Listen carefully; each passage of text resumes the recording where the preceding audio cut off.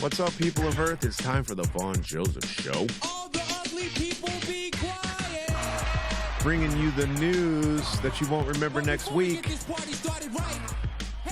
We're going to explore the fascinating world of technology and its impact on our future. I know you're excited. Today, we're diving headfirst into the advancements that are shaping our planet and our very own New York City. So strap in, folks, because the future is here. And it's bringing some robot cops along for the ride. Let me ditch these. There we go. Now, picture this. It's playing way too loud. There you go. You can picture it and you can even hear it. All right. So you're strolling down the street of the Big Apple, minding your own business, when suddenly you see a police officer patrolling the area. No big deal, right? Maybe even a relief. It's New York City, for Pete's sake, right? But here's the catch. It's not your typical police officer with a badge. I'm always looking at the wrong side. The camera needs to be over there. It's not a typical police officer, you guys, with a badge and a happy smile. No, my friends. This is a robotic law enforcer. That's right. New York City is testing out the use of robot cops to assist human officers in keeping the streets of New York safe. Oh, boy. Here we go. Say hello to K5. The K5 is pitched as an autonomous security robot. The K5, baby. K5 units have made the news for various incidents like driving into ponds or running over children. New York City is renting the robot for 6 months at a cost of $9 an hour. $9 an hour, you guys. New York Police Department Chief Jeffrey Madry said the robot would be deployed in July, so it's already happened, as a pilot program and will patrol Times Square or the subway station. $9 an hour. This is crazy. I don't have a hat today that I liked, so we went with a cowboy hat today. So it's a different look for you guys out there that are listening that you're missing out on. So these robot cops, they're equipped with cameras and sensors as they roam the city, monitoring for any suspicious activity. What is suspicious activity? And who gets to say what suspicious activity actually is? They can even communicate with pedestrians and provide information. Like, where's the nearest toilet? That's what I want to know. That's important sometimes. It's like having a walking, talking, high-tech officer right out of a sci-fi movie. But before you start picturing RoboCop handing out parking tickets left and right, you guys, let's take a moment to appreciate the potential and the concerns surrounding this technological development. On one hand, these robots are, able to enhance safety by providing an extra set of eyes, if you will, and ears on the ground, right? They can cover more ground, collect data, and relay information to human officers in real time. There's a guy over there selling marijuana. Actually, New York is legal now, right? So you won't have that. Anyway, they never get tired or get bored of their job. Unless their batteries run out, then they're tired. It's like having an entire police force that doesn't need donuts. But, my friends, there are valid concerns, too. Some worry about the potential for abuse of power. Abuse of power? The New York police? Any police department? Come on. Abuse of power or the invasion of privacy. After all, these robot cops are equipped with cameras constantly scanning their surroundings. Let's get rid of these. We don't need those.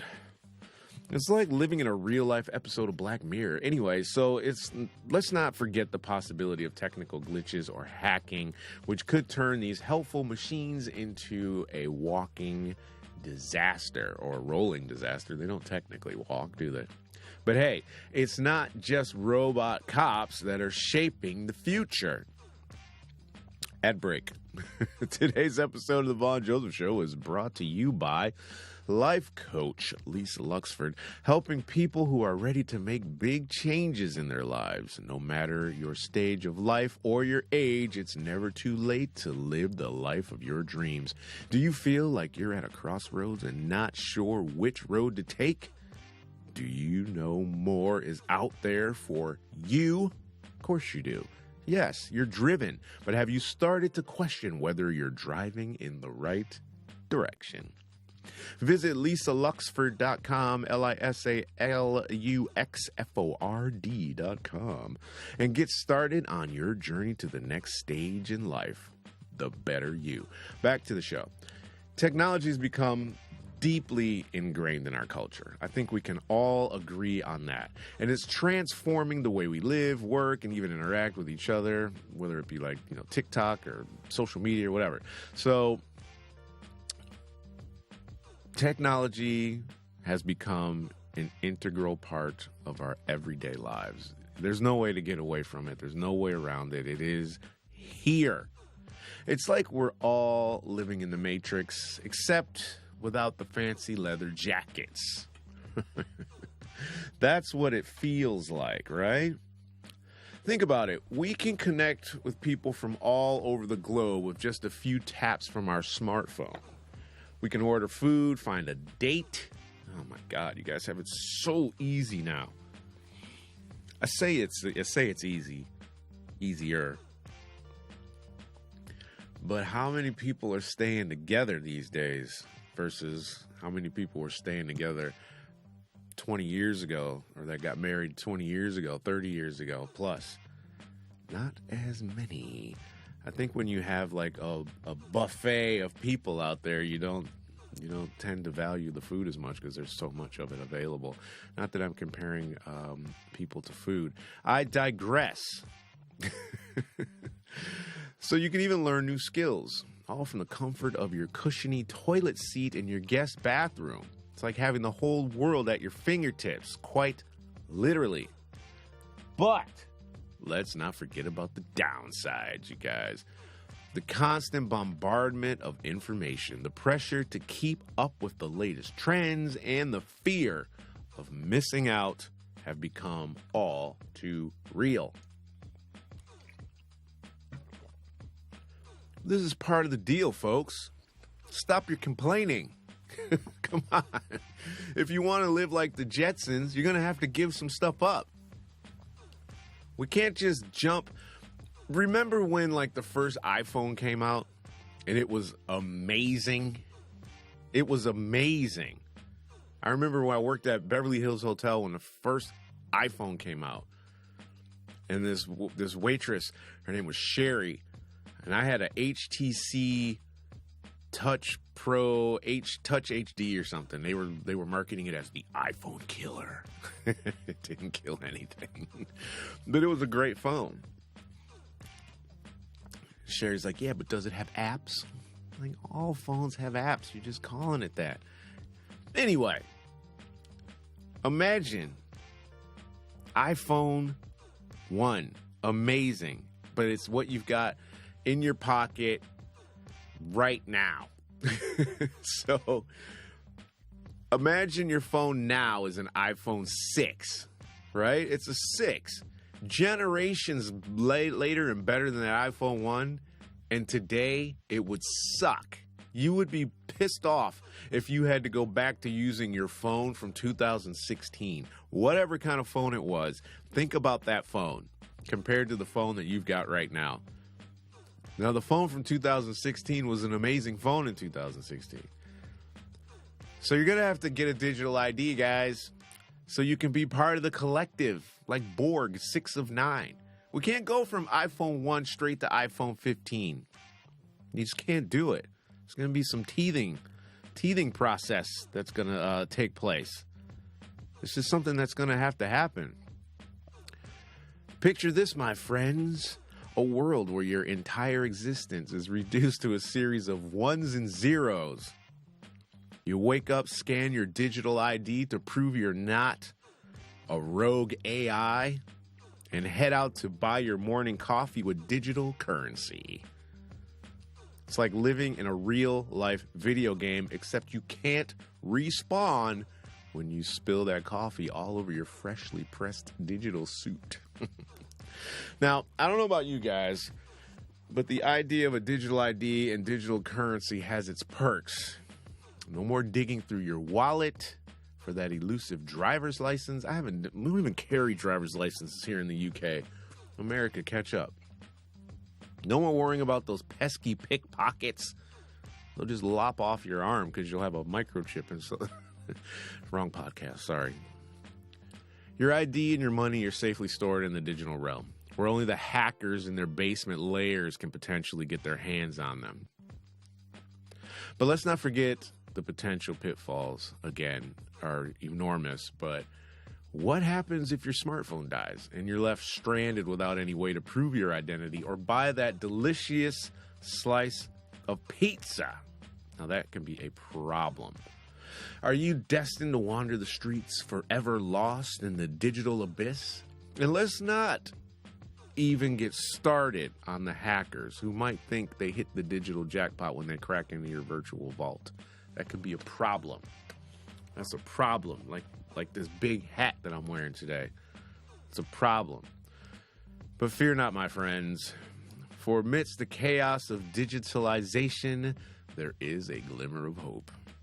Just think about all the hilarious mishaps and technical glitches we'll witness. Imagine someone accidentally transferring their life savings to their cat's digital account, or mistyping a number and buying 10,000 virtual rubber ducks instead of that new gaming console that they meant to buy.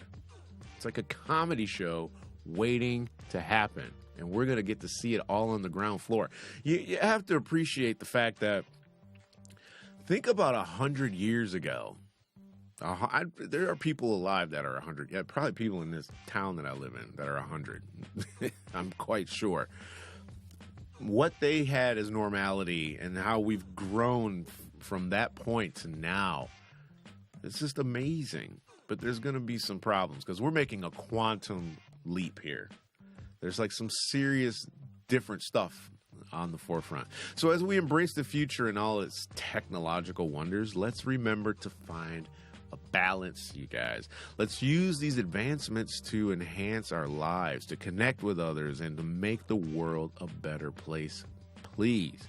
And hey, let's also remember to laugh along the way, because life without a good chuckle is like a robot cop without a sense of humor, just a little too robotic. So let me know what you guys think. If you're listening, you don't get the opportunity to leave comments. But if you're on the YouTube, I really don't know how I feel about YouTube. But I'm still doing these videos for the sake of doing video. We've already had one of our channels demonetized. So here we are starting all over again. Is it really worth it? We're on Rumble. And that site's under attack because of some guys having accusations against him. They're not even investigating the guy, and they're like canceling his everything, canceling his membership to life. That's not good. That's the angle we should have had right there. Anyway, so that's all I got for today, guys. Keep your eyes on the future, but don't forget to cherish the present. All right? And if you're craving more laughs and insights, be sure to check out our other stuff. Like I said, I'm going to try to do the videos, but we always have the audio available. But you can head over to v3tv.uk if you want to see the video. Follow us on Instagram at v3tvuk or v3tv news. We're not using the weird news anymore, so knock it off. And you can get some quirky news over there. So until next time, stay curious, stay tech savvy, and stay human in this ever-evolving world, whatever that means. When are we aren't they doing transhumanism already? This was a short podcast. I just want to talk about tech real quick. Transhumanism, it's really interesting to me. Now, this is when I start going into like a different episode altogether. society, I won't say we because I wasn't on board with this. We bashed. I said we again, like I'm speaking French. It's just speaking generally, all right? Don't start adding me saying, well, you said this, because I didn't. Collectively, as a society, we bashed Rachel Dolezal. And I did a podcast with her. We made it through 3 episodes before she wanted to kill me, and vice versa, so we just left it. But she was the woman who was the head of the Spokane, I think, Washington, state of Washington's NAACP. She's a white woman living her life as a black woman. So that's what she ID'd as. It's probably where she felt more comfortable culturally. She dated black men. Maybe she was even married to one. I know she had children with black men. And so she lived her life as a black woman. So she'd go tanning, destroyed in the court of public perception, right? Public opinion was just like, this woman's nuts. So now she's almost like a pioneer, right? Because now we have people that are identifying as a dog. I identify as a doorknob. I'm not a male or female. I'm trans this, I'm cis that. There's all these labels that you can put on yourself to identify how you feel. And it's not only is it accepted, is it championed, that is the word I'm looking for? But it's like really held aloft, right? There's a lot of energy put behind making sure that people that do this are okay and they're welcomed. And I was, on a website the other day, and there was like, how you put the drop-down menus for your age, and they're doing their market research or whatever, and it was all kinds of like races on there. I just clicked other. I'm like, what is all this? I don't have 20 minutes to read all of these to decide which category I fall under. If you have a category, that's great. But, I'm not worried about that. That's just not where I came from. So that's for the younger people to battle out and figure out. But it's just interesting how we've made this jump from like complete unacceptability to absolute embracement, and everybody gets to be whatever they want now, except for that one woman who decided she was going to be that and then just got destroyed. Which is weird, because somebody that wants to be black and you're like, no, this is an exclusive club. Get her out of here. It is. Imagine if I said, I identify as white. I can't pull that off. I'm rambling. We don't care. Thanks for listening. Thanks for watching if you watched. Like I said, b3tv.uk as always. We'll keep putting them up on YouTube, but I'm not editing anything. I'm not putting any energy into these videos because this is why the videos stopped coming. Because once they demonetize the platform, me spending hours editing and putting in video and stuff like that, it's just not tenable. I'm not able to do that and enjoy doing it. This I enjoy. So this is for you guys, and I hope to catch you guys next week. And if you're listening on Apple Pods, what is it, Spotify, any of those streaming platforms, please like it and thumb it up.